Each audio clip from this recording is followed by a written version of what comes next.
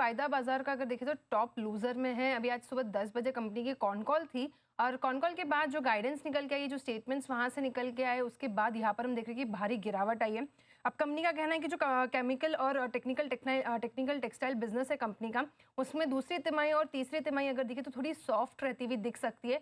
Sequentially अगर देखें तो क्वार्टर वन से इन दोनों ही इनके बिजनेसेस में जो है कारोबार यहाँ पर कमजोरी वाला हो सकता है, ऐसा मैनेजमेंट ने शुरुआती संकेत दिए हैं।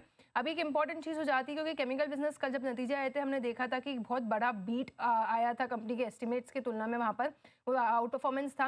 लेकिन अब ये गाइडेंस अगर देखें तो ये बाजार को पसंद नहीं आई है, जिसके चलते हम देख रहे हैं कि ये एक बड़ा रीज़न है जो बाजार में आज इसकी पिटाई होती हुई दिख रही है।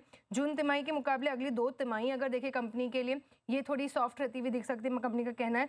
टेक्निकल टेक्सटाइल बिजनेस में कंपनी फिलहाल सिर्फ वॉल्यूम ग्रोथ पे बढ़ाने पे फोकस है। कंपनी वहाँ पे प्राइसिंग को फिलहाल अगर देखें तो इतना यहाँ पर तवज्जो नहीं दे रही है, ज़्यादा ग्रोथ जो है वॉल्यूम ग्रोथ पे करेगी, तो उसके चलते यहाँ पर भी एक गिरावट आ रही है। रॉ मटेरियल की कीमतें, कंपनी का कहना है कि अब पीक आउट हो चुकी है, तो ये एक अच्छी चीज़ ज़रूर कही है उन्होंने कि अब अगर देखें तो यहाँ से उन्हें लग रहा है कि रॉ मटेरियल की कीमतें और नहीं बढ़ेगी। अब अगर देखें तो यहाँ से सुधार की ही उन्हें उम्मीद है, तो ये एक चीज़ डेफिनेटली आगे अच्छी आती हुई कही है। और कैपेक्स को लेके भी उन्होंने अगर देखें तो गाइडेंस दी है कि अगले 2 साल तक जो इनका दहेज वाला प्लांट है, यहाँ पे कोई नई क्षमता विस्तार के लिए जो है कंपनी को ज़रूरत नहीं है। तो कंपनी को कोई बड़ा कैपेक्स करने की अभी फिलहाल अगले 2 साल के लिए ज़रूरत नहीं है।